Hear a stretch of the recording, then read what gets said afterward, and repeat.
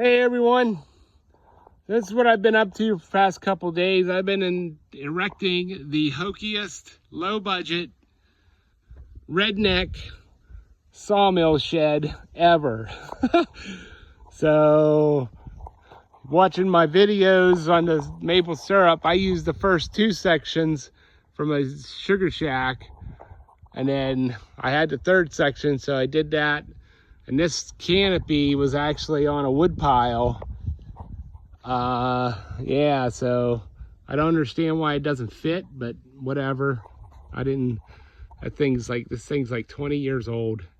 And I built a wall, kind of a shady ass wall here to keep the wind and the rain off of my machine. That's what mainly this is for, is to keep weather off of my sawmill. Plus, if I like this kind of a setup, then I know how to build the